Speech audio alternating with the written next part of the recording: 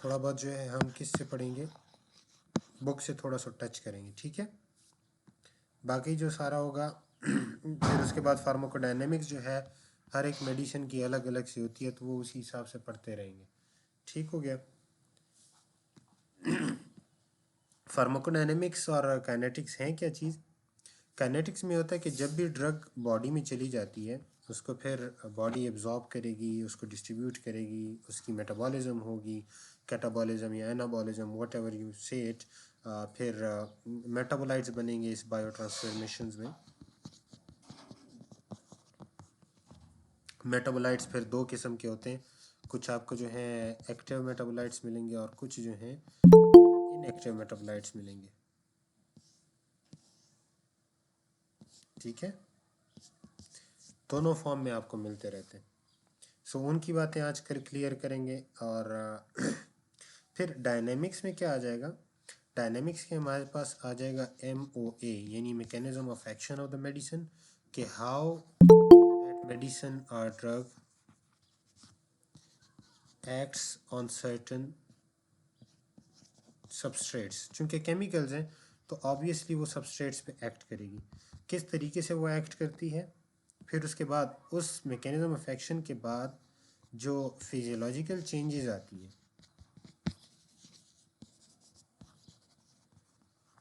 या pathophysiological changes आती हैं, जैसी भी हो, लेकिन जो चेंजेस हमारे पास आ रही हैं वो चेंजेस कैसे आती हैं उनको हमने स्टडी करना है। यानी फार्माको डायनेमिक्स में हम मैकेनिज्म ऑफ एक्शन के बाद थेरेप्यूसिस पढ़ेंगे कि how it helps in curing or treating the disease. हम टॉक्सिकोलॉजी पढ़ेंगे इसकी, उसी मेडिसिन की टॉक्सिकोलॉजी को थोड़ा बहुत टच करेंगे, यानी हम उसमें नॉक्सियस इफ़ेक्ट हो गया, साइड इफ़ेक्ट हो गया, एडवर्स इफ़ेक्ट हो गया, ये वगैरह। इसके अलावा फिर जो एक्टिव मेटाबोलाइट्स रह जाते हैं, जो हमारे पास फार्माकोकाइनेटिक्स में एक्टिव मेटाबोलाइट्स रह गए थे, वो जो है कैसे बॉडी में क्या शो करते हैं, इफेक्ट शो करते हैं, ठीक है। तो डायनेमिक्स में ये चीज़ें आ जाएंगी। बेसिक डेफिनेशन में हमने ड्रग्स और मेडिसिन का डिफरेंस बताया था, फिर हमने ये भी बताया था कि मेडिसिन कब ड्रग्स की तरफ चली जाती है, व्हेन हम इसको क्या करें, ओवरडोज करें, इम्प्रॉपरली जो है हम क्या करें, इस्तेमाल इसका करने लग जाए, तो ये मेडिसिन भी फिर ड्रग में कंसिडर होने लग जाती है। फिर therapeutics, toxicology, adverse reaction, dose क्या होती है, डोजेज फॉर्म्स क्या होती है। अब यहाँ पे आपके पास डोजेज फॉर्म है, ठीक है, ये सारी डोजेज फॉर्म है। हमने काफ़ी चीज़ें डोजेज फॉर्म में पढ़ी हुई हैं ऑलरेडी, लेकिन मैं आज थोड़ा बहुत इनको जो है डिटेल में जाना चाहूँगा इसमें, क्योंकि आपके करिकुलम का हिस्सा है, थोड़ा बहुत आपको याद होना चाहिए कि व्हाट इज़ दीज फॉर्म्स, और इस फॉर्म्स को इस तरीके से क्यों बनाया जाता है। ये बेसिक हमारा रीज़न, हमारा पढ़ने का मकसद है आज। सो फार्माकोलॉजी की बुक में अगर आ जाए तो हमारे सबसे पहले वी नीड टू अंडरस्टैंड कि रूट्स में हमारे पास क्या क्या आते हैं, ठीक है।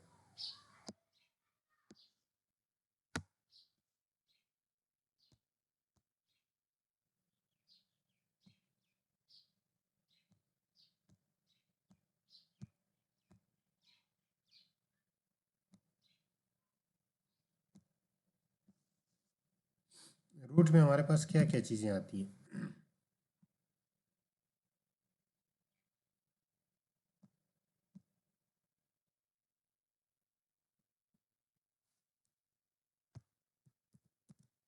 सबसे पहले absorption, distribution, metabolism and elimination, इन चीज़ों को मद्देनज़र रख कर हम क्या करते हैं, मुख्तलिफ एडमिनिस्ट्रेशन रूट्स डेवलप करते हैं।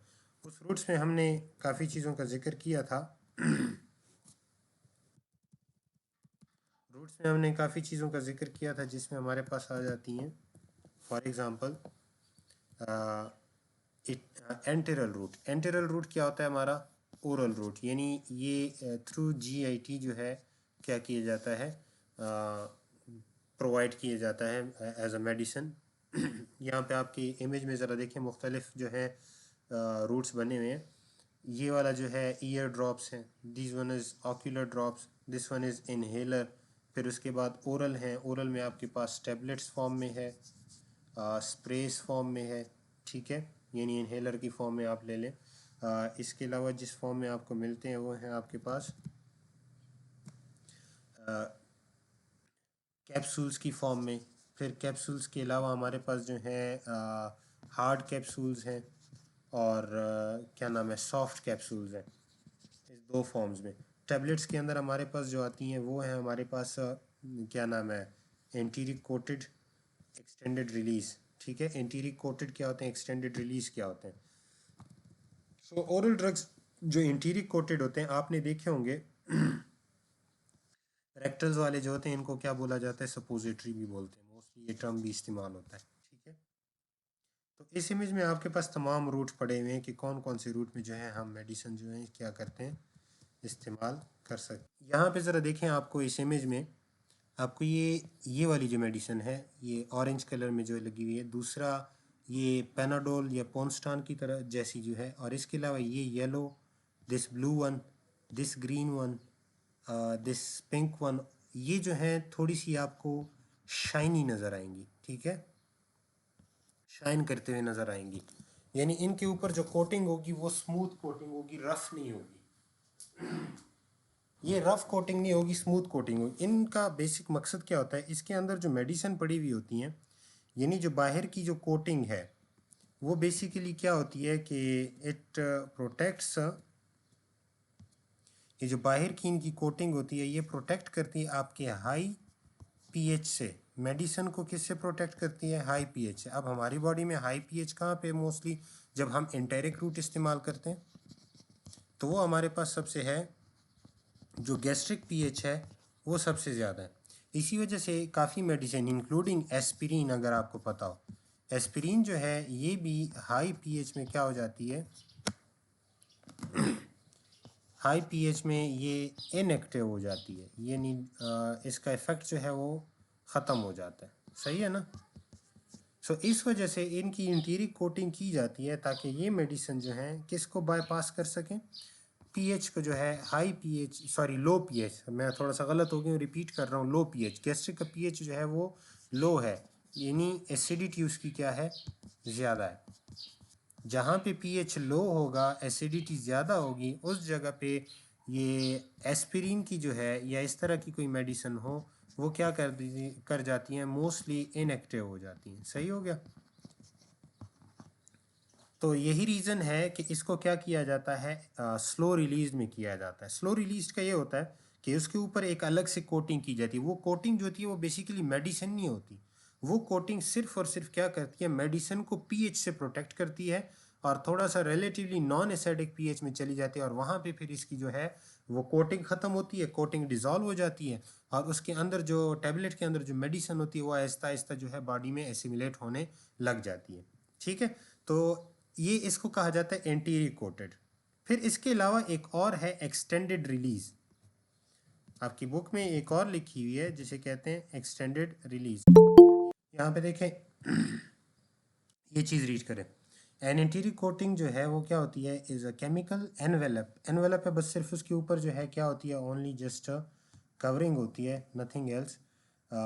जैसे आपके पास ये मेडिसिन है, मेडिसिन के ऊपर से थोड़ा सा और कवरिंग, ये एनवेलप जो है ये सिर्फ क्या करता है, पीएच में जो इंटरनली जो मेडिसिन इंटरनली पड़ी होती है उसको प्रोटेक्ट करता है। अब इन कोटिंग का मकसद बेसिकली क्या है,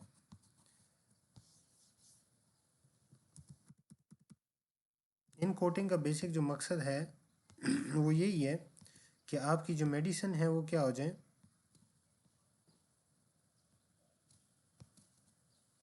मेडिसिन पीएच से सिर्फ प्रोटेक्टेड ना रहें, बल्कि इनकी अगर टॉक्सिसिटी कहीं पे एग्जिस्ट करती है तो हम इनकी टॉक्सिसिटी को क्या कर सकते हैं, इजीली जो है काउंटर कर सकते हैं। और वो कैसे की जाती है counter, by giving activated charcoal. देखिए देखिए लिखा क्या हुआ है कि स्टोमिक एसिड को delivering it instead to the less acidic environment, जो आपका गट है यानी इंटेस्टाइन है, इंटेस्टाइन में मोस्टली बेसिक इन्वायरमेंट है इंस्टेड ऑफ एसिडिक, ठीक है। तो आपको जो चाहिए होती है वो उस तरफ लेकर जाना। इसके अलावा कि इनको ओरली जो मेडिसिन दी जाती हैं उसमें ये फ़ायदा है कि एक्टिवेटेड चारकोल जो है वो आप दे दें तो आप उनकी जो पॉइजनिंग इफेक्ट है उसको इजीली जो है काउंटर कर सकते हैं एज अ एंटीडोट की फॉर्म में।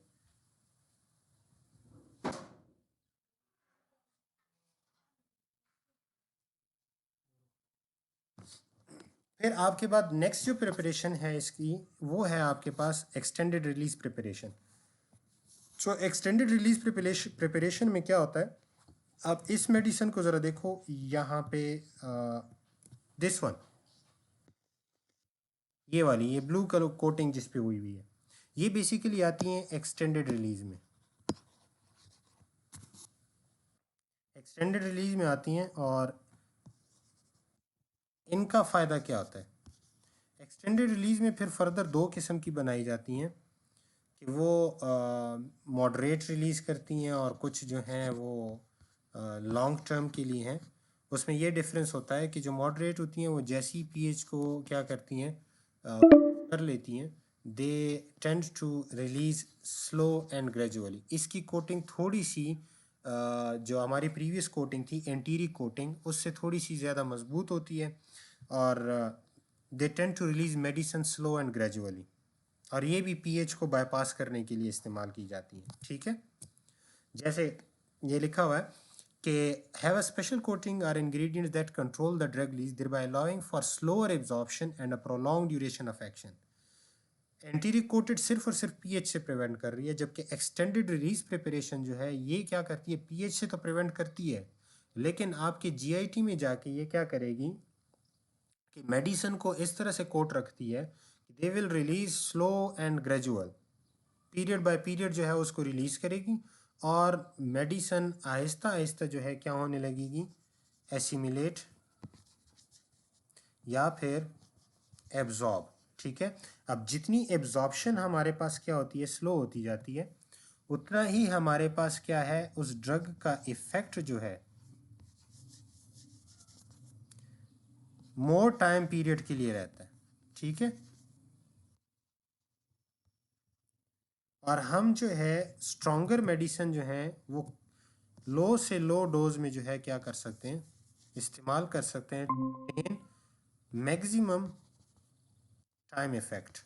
ठीक है, मैक्सिमम टाइम इफेक्ट हमें देने के लिए हम ये टाइप की फार्मूलेशन जो इस्तेमाल करते हैं, यूज़ करते हैं, और ये भी क्या है, ओरल रूट में ही है, यानी एंटेरिक रूट में आती है। ठीक है, thereby allowing slower absorption and prolonged duration, ER formulations can be dosed less। देखिए मैंने ऑलरेडी बोल दिया कि लेस डोज जी यहाँ पे। जी सर।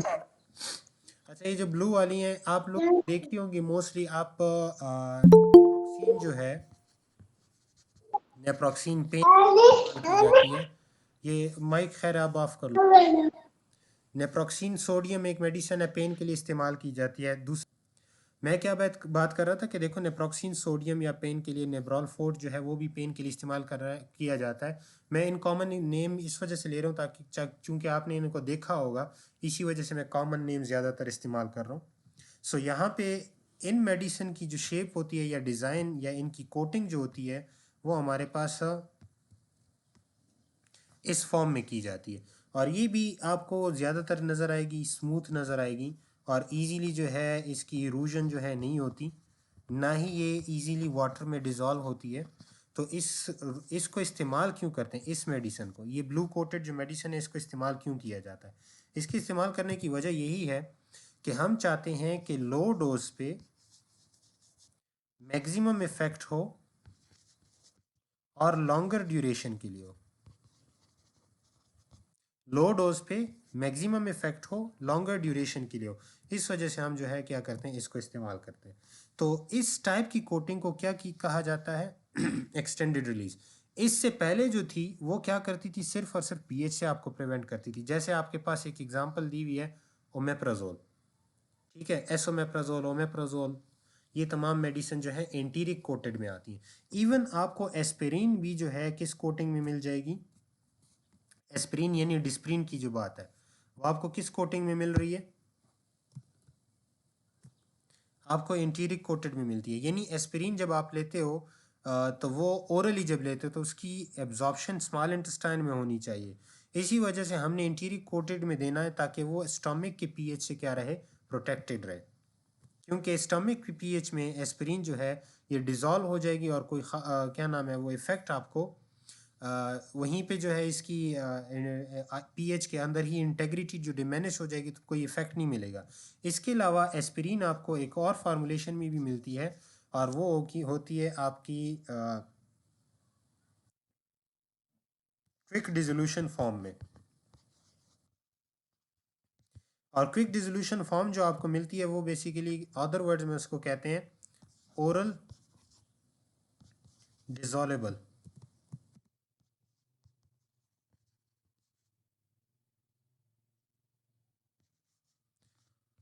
ओरली डिसॉल्वेबल मेडिसिन की फॉर्म में मिलती हैं, ठीक है। वो डायरेक्ट वहीं पे डिसॉल्व हो जाती हैं और सीधा जो है आपकी ब्लड में जो है हाई एंड कैपिलरीज जो हैं हाई कैपिलरी बेड, ये टर्म ज़रा नोट कर लो। हाई कैपिलरी बेड आपके ओरल कैविटी का जो म्यूकोजा है या जितने भी ओरल कैविटी है उसमें कैपिलरी बेड में कैपिलरीज बहुत ज़्यादा हैं, ठीक है। उसी वजह से आपकी मेडिसिन इजीली उस जगह पे एब्जॉर्ब हो सकती है। तो फर्दर अगर ये प्रॉब्लम नहीं है हमारे पास तो नेक्स्ट प्रॉब्लम जो एंटीरिक रूट में बनती है वो ये बनती है कि हमें मेडिसिन को ज़्यादा देर तक इफ़ेक्ट देना है, कम डोज इस्तेमाल करनी है ताकि टॉक्सिसिटी भी कम हो, टाइम भी ज़्यादा हो, मैक्सिमम इफ़ेक्ट भी ज़्यादा हो, ठीक है। सो उसके लिए हम एक्सटेंडेड रिलीज इस्तेमाल करते हैं और वो एक्सटेंडेड रिलीज हमारे पास कौन सी वाली है, दिस वन। अब इसमें और क्या क्या फ़ीचर हमें मिल रहे हैं, एक्सटेंडेड रिलीज में हमें और क्या क्या फ़ायदा मिल रहा है। एक्सटेंडेड रिलीज में हमें एक ये फ़ायदा मिल रहा है, फर्स्ट तो हमने ये बात की कि एब्जॉर्प्शन जो है वो क्या हो जाएगी, उसमें स्लोअर हो जाएगी, एब्जॉर्प्शन स्लोअर हो जाएगी, प्रोलॉन्ग ड्यूरेशन हो जाएगा। फर्दर जो इम्पोर्टेंट मिल रहा है पेशेंट कंप्लाइंस ज़्यादा होगी। पेशेंट कंप्लाइंस कैसे ज़्यादा होती है, कंप्लाइंस किसे कहते हैं जी, कंप्लाइंस क्या होती है,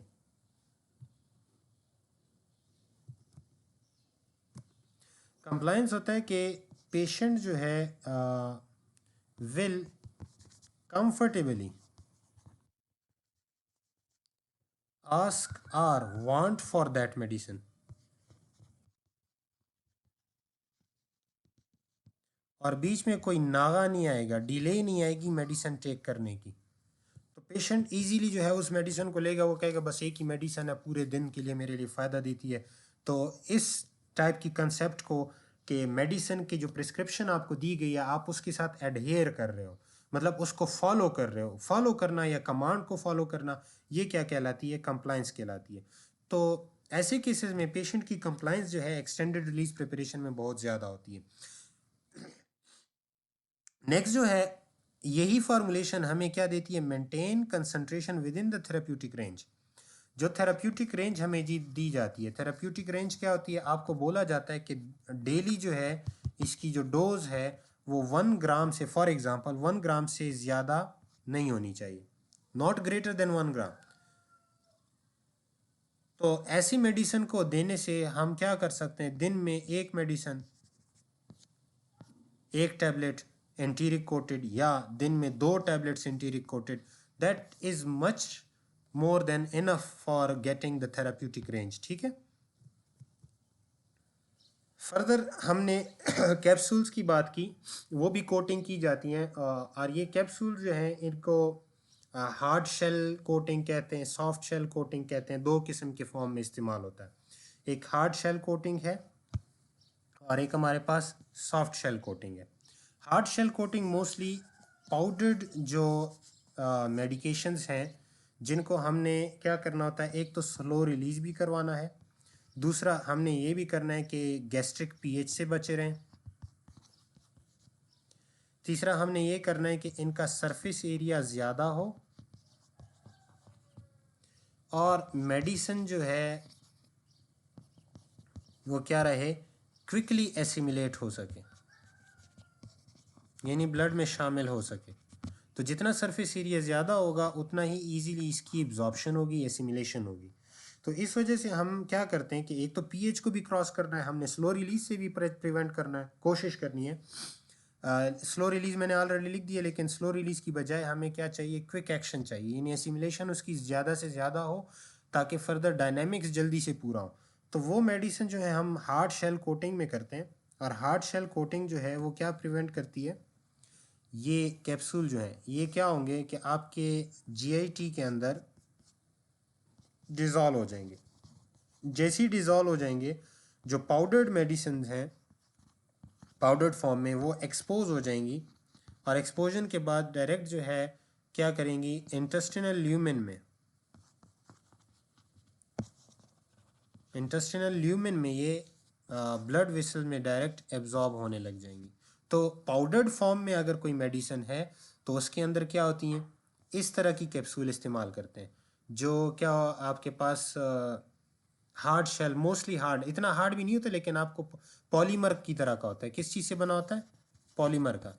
अब प्लास्टिक कह लो इसको एक किस्म से, लेकिन ये वो ऐसा प्लास्टिक है जो आपकी बॉडी में डिज़ोल्व हो जाता है, और बाकी इसके अंदर जो पाउडर पड़ा होता है वो इजीली एक्सपोज हो जाता है।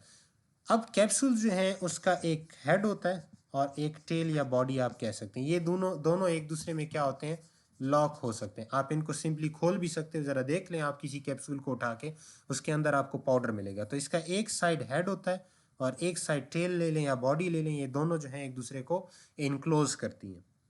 ठीक है, सेम सेम हमारे पास और भी एक किस्म की कैप्सूल्स होती हैं, दीज वन, ये मैंने आप लोगों को पहले भी बताया था। अब ये कैप्सूल्स जो हैं क्या है, ये सॉफ्ट कोटिंग की है, और इस कैप्सूल्स में मोस्टली आपको कोई लिक्विड मेडिसिन देनी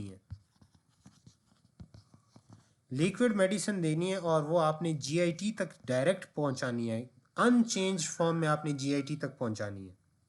और जीआईटी में मोर स्पेसिफिकली हमने कहाँ तक पहुंचानी है, इंटेस्टिनल लूमेन तक पहुंचानी है। तो उसके लिए जो कोटिंग की जाती है वो सॉफ्ट कोटिंग की जाती है, और सॉफ्ट कोटिंग जो है वो फुल क्लोज होती है, उसका हेड और टेल नहीं होता। ठीक है, ये भी पॉलीमर होता है, और इसको सॉफ्ट जेल भी आप कह सकते हो, सॉफ्ट जेल से बना होता है। अब मोस्टली आपको ये मिलेंगी विटामिन ई, विटामिन डी, और इस तरह की कोई मेडिकेशंस जो हैं वो इस फॉर्म में मिलती हैं, सप्लीमेंट्स फॉर्म में।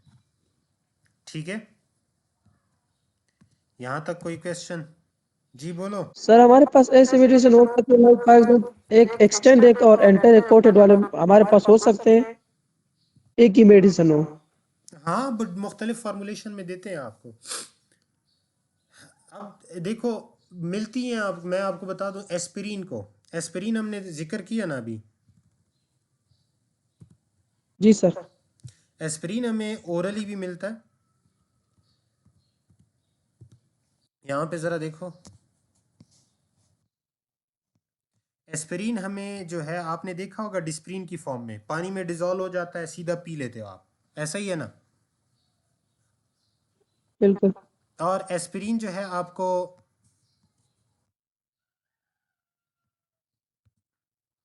इसके अलावा इस फॉर्म में भी मिलता है, सही है, और एस्पिरिन आपको इस फॉर्म में भी मिलता है। डिपेंड करता है सर अगर नीड, पहले बात सुन लो, नीड कितनी है, मुझे टॉक्सिसिटी का ख़तरा है, मुझे लॉन्गर ड्यूरेशन चाहिए, मुझे लो डोज चाहिए। ठीक है, तो इस केसेस में हम जो है फार्मूलेशन चेंज करते हैं। हर एक फार्मूलेशन का अपना एडवांटेज है और अपना डिसएडवांटेज है उस हिसाब से। लेकिन हमने एस्पिरिन जो देखी है तो 3 फॉर्म में देखी है, एंटीरिक कोटेड में देखी है, सिंपल टैबलेट्स में देखी है जो डिजोलेबल होती हैं, वाटर में डिजोलेबल होती हैं, इसके अलावा सबलिंगुअल और बक्कल में भी देखी हुई है। अब सबलिंगुअल और बक्कल जो है ये एसओएस में इस्तेमाल होती हैं। एसओएस मतलब ये है कि इमरजेंसी आपकी डेवलप हो जाए, उसमें आप इसको इस्तेमाल कर सकते हैं। अब इमरजेंसी किस किस्म की इमरजेंसी, जैसे हार्ट अटैक का ख़तरा ज़्यादा है, या आप चाहते हैं कि ब्लड क्लॉट जो है बहुत जल्दी जो है उनकी एंटी प्लेटलेट्स एक्टिविटी मिल जाए। वैसे तो एस्पिरिन हम इस्तेमाल करते हैं पेन के लिए, किसके लिए इस्तेमाल करते हैं? Against pain which is analgesia. लेकिन इसकी एक और प्रॉपर्टी है जिसे हम कहते हैं एंटी प्लेटलेट्स। ठीक है, पूरा यहाँ पे लिख देता हूँ, एंटी प्लेटलेट्स की प्रॉपर्टी जो है वो भी हमें देता है। तो इस वजह से जो है फॉर्मुलेशन जो है वो चेंज की जा सकती है। अलबत्ता कुछ मेडिसिन आपको मिल जाएंगी कि वो इस कोटिंग में भी होंगी और इस कोटिंग में भी होंगी, है ये, देयर इज़ अ पॉसिबिलिटी। ठीक है, यहाँ पे ज़रा देखो, यहाँ पे कुछ मेडिसिन के नाम लिखे हैं which may result in larger peaks. इस जगह पे ER formulation may maintain concentration within the therapeutic range over a large period of time as opposed to immediate release. कुछ इमीडिएट रिलीज होते हैं, वो आपकी सिंपल टैबलेट्स हैं, वो इमीडिएट रिलीज करते हैं। Which may result in larger peaks and troughs in plasma concentration. इसके लिए हमें जो है ग्राफ बनाना पड़ेगा नीचे, ये देखें, दिस वन। अब एक ही मेडिसिन है, इंट्रावीनस मेडाजोलाम है और दूसरा आपके पास इंट्रा मस्कुलर मेडाजोलाम है। आप ज़रा देखें दिस वन, ये पीक एंड ट्रफ, ये ट्रफ बनेगा, दिस वन इज पीक। जैसे हम साइनोसाइडल वेव में करते थे, ये क्रस्ट होता था, इसको हम ट्रफ बोलते थे। यहाँ पे हमारा जो डाउनवर्ड कर्व है, कौन सा? डाउनवर्ड कर्व जो होता है उसको हम क्या बोलते हैं? ट्रफ बोलते हैं। ठीक है, दिस इज आवर ग्राफ। ये जो डाउनवर्ड कर्व बन रहा है ये वाला, this would be called trough. और ये जो एरिया है दिस वन जो ऊपर की तरफ जा रहा है, इसको हम क्या कहेंगे? ऑब्वियस बात है, इसको पीक ही बोला जाएगा। सही है। सो इसमें क्या होता है, एक्सटेंडेड रिलीज में ये होता है कि दो के आपके पास ड्यूरेशन क्या है? ज़्यादा है। ठीक है, लो डोज है। तो समटाइम्स ऐसा भी हो सकता है कि विच मे रिजल्ट इन लार्जर, दो इमीडिएट रिलीज जो है, इमीडिएट रिलीज करने वाले, इनका जो क्या नाम है, पीक ज़्यादा होगी, ट्रफ भी ज़्यादा होगा। अलबत्ता जो स्लो रिलीज्ड हैं उनकी पीक कम होगी, ट्रफ ज़्यादा होगा। यानी लो डोज पे आपको हाई परफॉर्मेंस यहाँ पे मिलने वाली है। इस जगह पे डायरेक्टली आपकी कंसंट्रेशन पीक पे पहुंच जाती है, फिर उसका ट्रफ जो है डेवलप होने लगता है, मतलब मेटाबॉलिज्म या डिस्ट्रीब्यूशन होने लग जाती है। तो इस वजह से इस हाई पीक से बचने के लिए, ताकि पीक कंसंट्रेशन जब बनेगी, जब भी आपकी पीक कंसंट्रेशन क्विकली बनती है तो उसकी टॉक्सिसिटी भी क्या होती है? ज़्यादा होती है। और हम ये चीज़ नहीं चाहते, इस वजह से हम क्या करते हैं कि उनको एक्सटेंडेड रिलीज या स्लो रिलीज में डाल लेते हैं। अब एक्सटेंडेड रिलीज सर जी, सर अगर हम सबलिंगुअल फॉर्मुलेशन वाला एंट्रेंस की जगह इस्तेमाल कर ले सर जी, तो फिर कोई नुकसान होगा? किस चीज़ की जगह? सर एक फॉर एग्जाम्पल एक फॉर्मुलेशन है सबलिंगुअल, और वही सबलिंगुअल फॉर्मुलेशन वाला मेडिसिन मैंने इस्तेमाल किया एक्सटेंडेड या एंट्रेंसिक फॉर्मुलेशन वाली मेडिसिन पे। मतलब आपने एक्सटेंडेड और इंट्रिंसिक, एंटेरिक कोटेड, एक्सटेंडेड और एंटीरिक कोटेड वो इस्तेमाल कर यस सर। रहे हैं, और उसके साथ ही आप सबलिंगुअल भी इस्तेमाल कर रहे हो सेम मेडिसिन का। वो सर फॉर एग्जाम्पल एस्पेरिन है, वो मेरे मुझे आया है और उसका सबलिंगुअल फॉर्मुलेशन का, हाँ। लेकिन मैंने सबलिंगुअल ही नहीं किया सर, मैंने ओरली मतलब ओरली लिया या ओरली लिया ना, देखो जो सबलिंगुअल आता है ये क्या होते हैं? इंस्टेंट डिजॉल्व होते हैं, माउथ में ये डिजॉल्व हो जाते हैं, जैसे खजूर है। अब सबलिंगुअल ना लिया आपने, ओरली ले लिया, यानी ओरली का मतलब ये हुआ, सबलिंगुअल और बक्कल एक ही बात है, ओरल में जाएगा। लेकिन ओरली हम जो टर्म इस्तेमाल कर रहे हैं वो किसके लिए इस्तेमाल कर रहे हैं?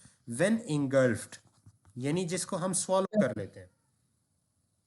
ठीक है, अब जरा देखो, फॉर्मुलेशन आपके पास सबलिंगुअल है, यानी वो इंस्टेंट डिजॉल्व होगा।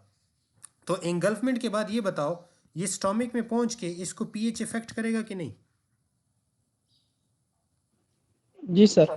पीएच जब इफेक्ट करेगा, पीएच ने इफेक्ट कर दिया, क्या हो रहा है पीएच इसके साथ? इसको इनएक्टिवेट कर रहा है। मोस्ट ऑफ द ड्रग जो है आपकी, अगर बक्कल फॉर्मुलेशन है उसको इंगल्फ कर दिया, मोस्ट ऑफ द ड्रग जो है वो क्या हो जाएगी? इनएक्टिव रहेगी। और आपके पास ब्लड में एसिमिलेशन के बाद बायो अवेलेबिलिटी जो है वो डिक्रीज हो जाएगी। यानी नॉर्मली अगर सबलिंगुअल आप इस्तेमाल कर रहे थे तो आपका जो ग्राफ था उसमें पीक कंसंट्रेशन जल्दी डेवलप हो गई थी और कंसंट्रेशन ज़्यादा थी। लेकिन जब आपने उसी मेडिसिन को किस फॉर्म में इस्तेमाल किया है, किस फॉर्म में इस्तेमाल किया, उसी मेडिसिन को, सेम फॉर्म को, सेम सबलिंगुअल या बकल फॉर्म को, इंस्टेंट रिलीज को आपने क्या कर दिया है जनाब आली, एंगल्फ कर लिया। तो वो पीएच की वजह से उसकी कंसंट्रेशन क्या हो जाएगी, ड्रॉप। अब मुझे बताओ कौन सा ज़्यादा इफेक्ट शो करेगा? सबलिंगुअल। सबलिंगुअल ज़्यादा शो करेगा। क्यों ज़्यादा शो कर रहा है? क्योंकि पीएच की वजह से, अदर फीचर्स की वजह से, ड्रग्स की फार्मूलेशन अपनी है, उस वजह से ये मेडिसन जब तक एब्जॉर्ब होने और हो रही होती है, एब्जॉर्ब होने जा रही होती है, वहाँ तक इसकी सारी जो कंसंट्रेशन है वो किसी ना किसी वजह से क्या हो चुकी है, ड्रॉप हो चुकी है। और मुझे ब्लड में इसकी बायो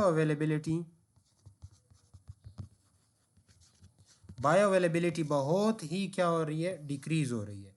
अब सबलिंगुअल में बायो अवेलेबिलिटी ज़्यादा है, ओरल में यानी इंगल्फ्ड करके हम ले रहे हैं, स्वॉलो करके हम ले रहे हैं, तो उसमें बायो अवेलेबिलिटी थोड़ी सी कम हो जाती है। अब क्लियर है बात? जी सर। ठीक है। अब सबलिंगुअल का देखो, आपको ऑलरेडी पता है कि placement under the tongue allows the drug to diffuse into the capillary network. इसके लिए मैंने टर्म इस्तेमाल किया था कैपिलरी बेड। तो ये टर्म हम कॉमनली इस्तेमाल करते हैं, दिस वन। कैपिलरी बेड में वो डायरेक्टली जो है वो क्या हो जाती हैं, एब्जॉर्ब हो जाती हैं। फिर उसके बाद है हमारे पास पेरेंटरल रूट। पेरेंटरल रूट में दोनों आते हैं, जिसमें इंजेक्टेबल फॉर्म जिसे कहा जाता है, क्या इंजेक्टेबल का फॉर्म जिसे हम कहते हैं, ये पेरेंटरल रूट में आते हैं। पेरेंटरल रूट इंड्यूसेस ये क्यों बनाए जाते हैं? क्योंकि हम क्या करते हैं, जीआईटी को इसमें, इस केस में अवॉइड करना चाहते हैं। ठीक है, क्यों अवॉइड करना चाहते हैं? क्योंकि यहाँ पे फिर लीवर में फर्स्ट पास हेपेटिक मेटाबॉलिज्म हो जाती है। फर्स्ट पास हेपेटिक मेटाबॉलिज्म क्यों होंगी, ये तो आप लोगों को पता है ना, कि हेपेटोपोर्टल वीनस सिस्टम जो है,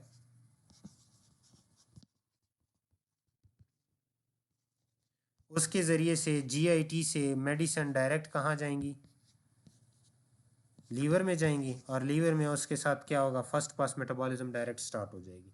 तो यही रीज़न है कि हम क्या करते हैं, उन मेडिसिन को अवॉइड करने, हम चाहते हैं कि फ़र्स्ट पास हेपेटिक मेटाबॉलिज्म भी अवॉइड हो जाए।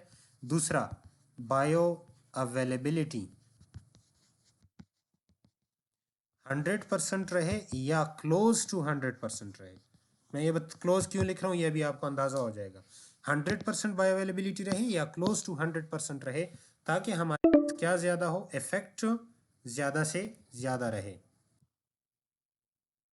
So, उसमें फर्दर जो है, parenteral administration is also used if a patient is unable to take oral.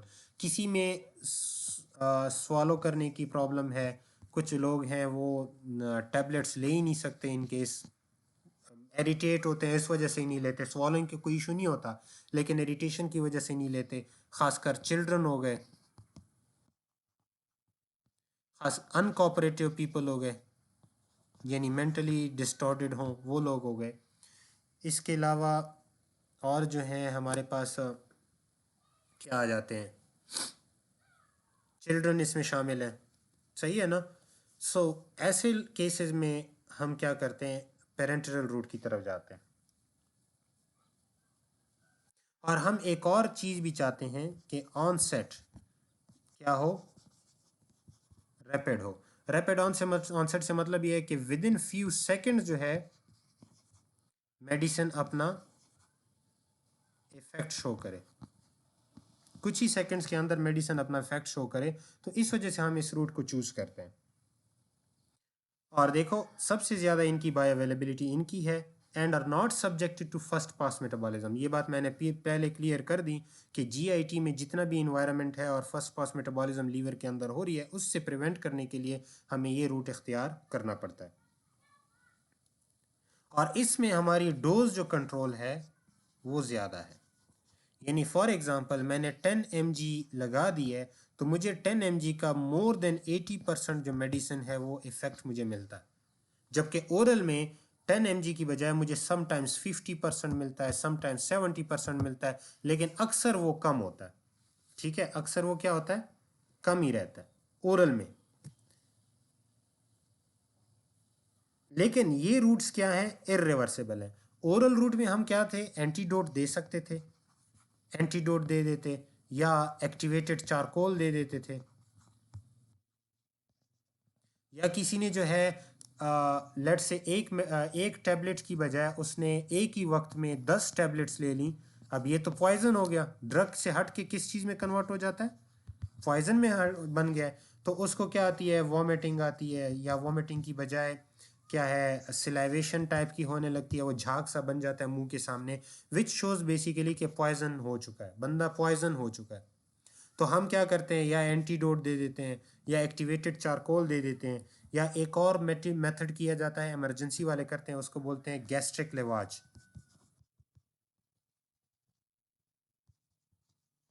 तो हमारे पास ओनली ये 3 ऑप्शंस हैं, वो इजी हैं, इजीली हम पेशेंट को मोटिवेट करते हैं किस चीज़ के लिए, ताकि वो वॉमिट कर सके।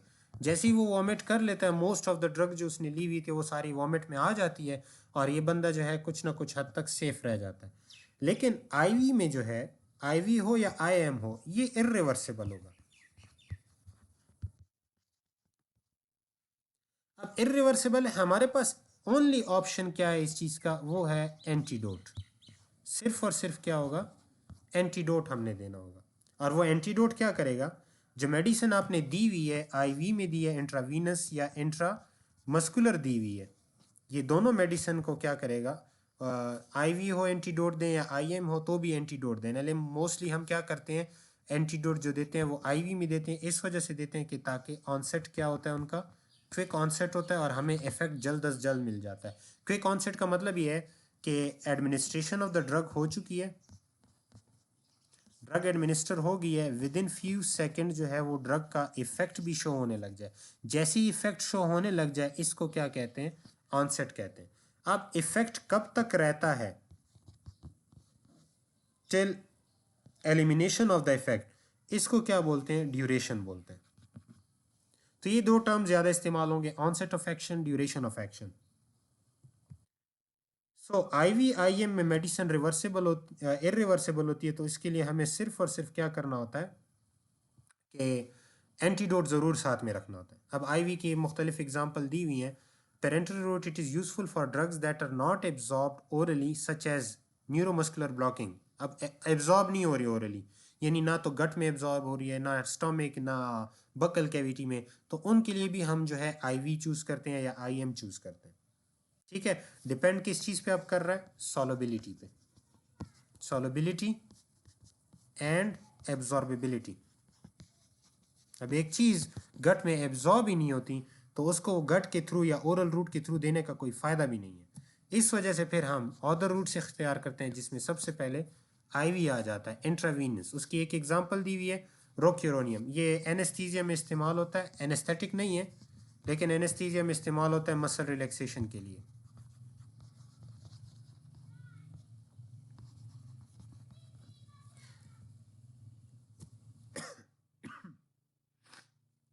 अब इसकी कंसंट्रेशन जो है वो भी हमारे कंट्रोल में होती है, कंट्रोल्ड कंसंट्रेशन होती है। आपके पास एम्प्यूल्स आते हैं या वॉयल्स आते हैं, उसके अंदर जो है मेडिसिन पड़ी हुई होती हैं, और मेडिसिन के अंदर जो है 2 फॉर्म में लिखा होता है कि इतने mg इतने ml में, यानी 1 mg पर ml या 2 mg पर ml, इस तरह से लिखा होता है। फिर हम उसको खुद तैयार करते हैं अपनी मर्जी से। मुझे बच्चों के लिए तैयार करना है, शायद मैं डोज उसको कम कर दूं, 0.5 mg पर ml में तैयार कर लूँ। मेरे पास 1 ml में 2 mg थे, मुझे 0.5 चाहिए, तो मैं 2 को किस पे डिवाइड कर दूंगा, 5 पे अगर मैं डिवाइड कर दूं तो 5 ml में मोस्टली मेरे पास क्या आ जाएगा, 5 नहीं 4 में, 4 ml में। अगर 4 ml में मैं इसी सोल्यूशन को डिवाइड कर दूं तो वो 2 mg की बजाय कितना हो जाएगा, 5 mg पर ml हो जाएगा। तो ये एक किस्म से सिर्फ समझा रहा हूँ कि we can control the concentration here, लेकिन एक दफ़ा एडमिनिस्टर हो गई तो कंट्रोल हमारे से नहीं होगा। फिर हमने देखना ये है कि मैंने कंसंट्रेशन जो बनाई थी वो कितनी दी थी, उस हिसाब से फिर हम देखेंगे कि इफेक्ट कैसा आएगा, वो थेराप्यूटिक होगा या वो टॉक्सिक होगा, यानी नॉक्सियस होगा। अगर नॉक्सियस जा रहा है, नॉक्सियस की तरफ जा रहा है, तो आपके पास रेडिली एंटीडोट अवेलेबल होना चाहिए। ठीक है, रेडिली एंटीडोट अवेलेबल होना चाहिए। कुछ मेडिसिन का एंटीडोट नहीं होता, तो उसके लिए क्या की जाती है, सपोर्ट दिया जाता है। सपोर्ट देते हैं, कैसा, लाइफ सपोर्ट दो, कोई भी सपोर्ट होता है, वो लाइफ सपोर्ट दिया जाता है ड्यूरिंग द प्रोसीजर, जब तक उस मेडिसिन की मेटाबॉलिज्म ना हो जाए और वो बॉडी से एलिमिनेट ना हो जाए, तब तक हम उसको क्या करते हैं, सपोर्ट दे रहे होते हैं थ्रू रिस्पायरेशन, रिस्पायरेटरी थेरेपी करके, थ्रू किडनी के ज़रिए से हम डायलिसिस करवा के, इस तरीके से जो है हम उनकी ट्रीटमेंट करते हैं। ठीक है,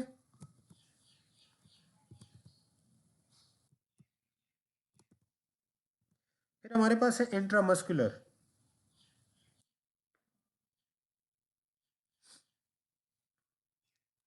इंट्रामस्कुलर में क्या किया जाता है कि कुछ मेडिसिन ऐसी होती हैं कि वो आईवी में या तो पेनफुल होती हैं, इवन आईवी में भी पेनफुल हो। अब जो आईवी में पेनफुल होती हैं वो आईएम में भी पेनफुल शो करती हैं ज़रूरी, लेकिन हमें फिर भी टॉक्सिसिटी को कम करने के लिए, अब एक तो हमने क्या किया कि टॉक्सिसिटी थी, ओरली एब्जॉर्ब नहीं होती थी, तो हमने आईवी और आईएम चूज़ किया।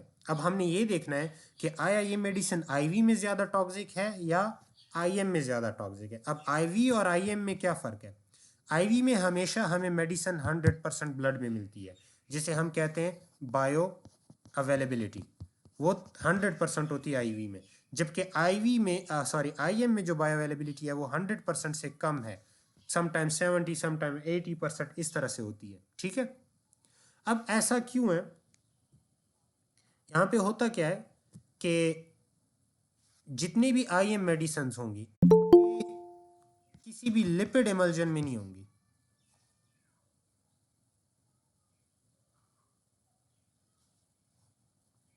लिपिड डिसोल्यूशन इनकी नहीं होगी। ये मेडिसिन किस में डिजोल्व होंगी, एक्वियस मीडियम में, यानी जिसमें वाटर कंटेंट ज्यादा होगा।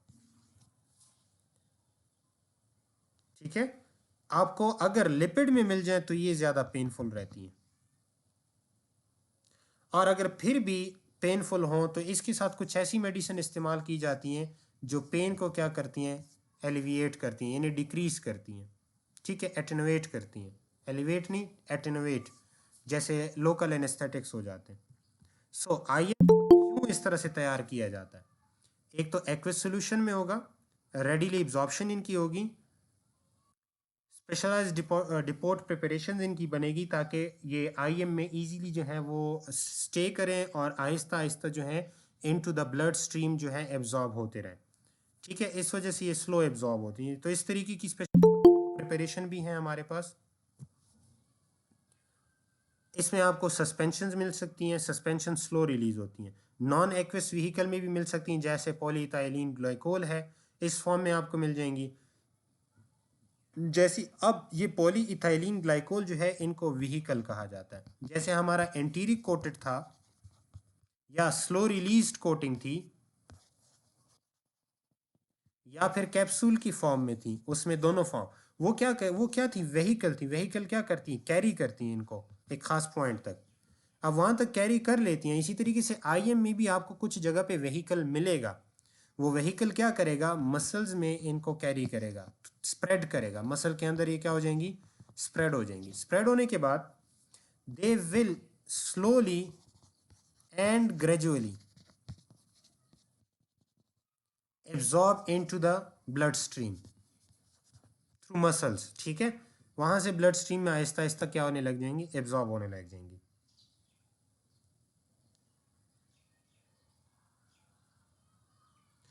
Providing sustained dose over N extended period of time, example of sustained release, इनको अब क्या कहा जाता है, सस्टेन्ड रिलीज ड्रग्स, जैसे हेलोपेरिडोल है। ये फिर चैप्टर 11 में फिर देखेंगे कि ये है क्या चीज़, अगर आपके करिकुलम में नहीं है तो फिर डिटेल में नहीं जाएंगे। और इसके अलावा मेड्रॉक्सी पायरोजेस्टर है। ठीक है, ये मेडिसिन जो है सस्टेन रिलीज में होती हैं। अब आपने कॉमनली जो मेडिसिन लगाई होंगी फीवर के लिए, डेक्लोफेनिक सोडियम प्लस डेक्सा मेथाजोन, ये मोस्टली आप लगाते हो किस चीज़ के लिए? अक्सर हम इन लगा लेते हैं फीवर एंड बॉडी एचेस, इसके लिए जो है हम लगाते हैं जनाब डाइक्लो ये लगा लेते हैं। और हम इसके अलावा एंटी एलर्जिक इफ़ेक्ट को चाहते हैं कि इसके साथ एंटी एलर्जिक इफ़ेक्ट भी रहे और पेशेंट की जो सिम्टम्स वो जल्दी ख़त्म हो जाए, तो उसके लिए हम फिर क्या लगा लेते हैं, डेक्सामेथाजोन साथ में लगा लेते हैं। अब ये दोनों मेडिसिन एक्विस फार्मूलेशन में आती हैं, ये सस्टेन रिलीज में नहीं होंगी। ये किस फार्मूलेशन में? Aqueous formulation. इनकी एब्जॉर्प्शन क्या होती है? क्विक होती है फ्रॉम द मसल। आईएम की बात कर रहा हूँ, बहुत जल्दी एब्जॉर्ब हो जाते हैं। हाँ, एब्जॉर्ब तो जल्दी हो रहे हैं, पर अगेन अगर कंपेयर करें आईएम को विद, ये निशान विद के लिए है, आईवी, तो बायो अवेलेबिलिटी किसकी ज़्यादा है? हमारे पास बायो अवेलेबिलिटी ज़्यादा है आईवी की, ये थोड़ा सा फ़र्क होगा। ड्यूरेशन के लिहाज से देखें तो आईएम का जो ड्यूरेशन है सेम मेडिसिन का आईवी की निस्बत ज़्यादा होगा। इफ़ेक्ट किसका ज़्यादा होगा? आईवी का ज़्यादा इफ़ेक्ट होगा, क्योंकि उसकी कंसंट्रेशन ज़्यादा है, पोटेंसी ज़्यादा होगी। याद रहेगा तीनों फीचर, दोबारा बोल रहा हूँ। एब्जॉर्प्शन एक ही मेडिसिन की बात होगी, डिफरेंट मेडिसिन की बात हम नहीं कर रहे, हम एक ही मेडिसिन आईवी और आईएम का कंपेयर कर रहे हैं। एब्जॉर्प्शन क्विक है कहाँ पे? आईएम में। आईवी में तो कोई भी एब्जॉर्प्शन है नहीं, क्योंकि वो डायरेक्ट ब्लड स्ट्रीम में दाखिल हो रहा है। इसी वजह से बायो अवेलेबिलिटी जो है वो किसकी ज़्यादा होगी? आईवी की बायो अवेलेबिलिटी ज़्यादा है, आईएम की बायो अवेलेबिलिटी कम है। नेक्स्ट फ़र्क क्या है कि फ्री ड्रग जो है, यानी बायो अवेलेबिलिटी जहाँ पे ज़्यादा होगी वहाँ पे फ्री ड्रग भी ब्लड में ज़्यादा होगी। अब जिस जगह पे फ्री ड्रग ज़्यादा है वहाँ पे कंसंट्रेशन भी ज़्यादा है, इसी वजह से आपके पास इफ़ेक्ट रिस्पॉन्स जो है वो भी इंक्रीज़ होगा। दैट मीन्स कि आईवी का जो इफ़ेक्ट है वो क्विक होगा और इन्हेंस्ड होगा, ज़्यादा होगा, जबकि आईएम। सर क्लास खत्म हो गया। आई नो कि क्लास ख़त्म हो चुकी है, I will continue further from here, ठीक है? थोड़ा सा कर लेता हूँ और अच्छा, बाकी जो चीज़ें रह गई हैं हमारे पास, सब क्यूटेनियस रह गया है, हमारे पास ओरल इनहेलेशनल रह गई हैं, नेज़ल इनहेलेशनल है, फिर टॉपिकल हैं, ट्रांसडर्मल हैं, रेक्टल हैं। आपको बेसिक चीज़ें जो मिल चुकी हैं वो मैंने बता दी हैं। आप फिर बाकी रूट्स को देखो, रूट्स की एब्जॉर्प्शन पैटर्न देखें, एडवांटेज और डिसएडवांटेज वगैरह आपके पास बुक में इसके टेबल बने हुए हैं, ठीक है?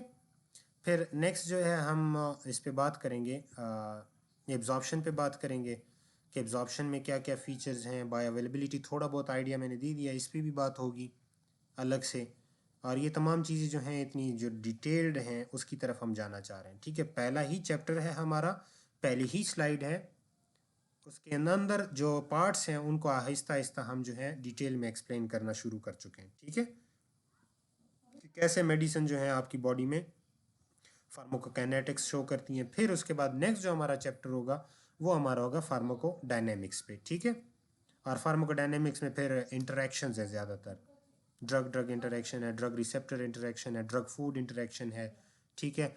एगोनिस्ट इफेक्ट, एंटागोनिस्ट इफेक्ट, साइनर्जिज्म क्या होती है, ठीक है? ये सारी बातें फिर हमारी अच्छा, इफेक्ट कंसंट्रेशन क्या होती है, ED50 जिसे हम कहते हैं, पोटेंसी और एफिकेसी में क्या फ़र्क है, ठीक है? और क्वांटल डोज रिस्पांस रिलेशनशिप जो है इस चैप्टर का आखिरी हिस्सा है। हर चैप्टर के एंड में MCQs हैं, चैप्टर को रीड करें और देखें, उन MCQs को हल करने की कोशिश करें, that would be good for you, ठीक है? एंड फॉर नाउ आज पहला सेशन आपका ख़त्म हो चुका है। हम कहाँ तक पहुँचे पहले सेशन में? पहले सेशन में हमने स्टार्ट किया था जनाब ड्रग्स की फार्मूलेशन से। ड्रग्स की फार्मूलेशन मुख्तलिफ़ किस्म की हमने फिर एक्सप्लेन की, ओरल, बक्कल, पेरेंटरल, एंटेरल, है ना? पेरेंटरल में हमारे पास जो है IM, IV और सबकट आ जाते हैं जो इंजेक्टेबल फॉर्म में होते हैं। इसके अलावा जो एंटेरल हैं उसमें ओरल हैं, ओरल के अंदर enteric coated, extended release, capsules, slow release, इनकी हमने बातें की। फिर सबलिंगुअल की बात की कि सबलिंगुअल ऐसी क्यों बनाई जाती है। उसके अलावा हमारे पास जो हैं फिर पेरेंटरल रूट में आईवी और आईएम का मैंने थोड़ा बहुत डिफरेंस बताया। सबकट का आप लोग खुद देख लें। ओरल इनहेलेशन और बाकी जो ओरल इनहेलेशनल है, नेज़ल इनहेलेशनल है, इंट्राथीकल उसके बेस पे थोड़ा सा डिस्कस आपकी बुक में भी किया गया है। अगर कुछ कॉम्प्लिकेटेड रहा तो उसको हम फिर डिटेल में खैर कर लेंगे। For you that is your assignment, एक किस्म से ले लें कि आप लोगों ने रूट्स ऑफ ड्रग एडमिनिस्ट्रेशन जो है वो क्या करनी है, देखनी है। ठीक है, थैंक यू।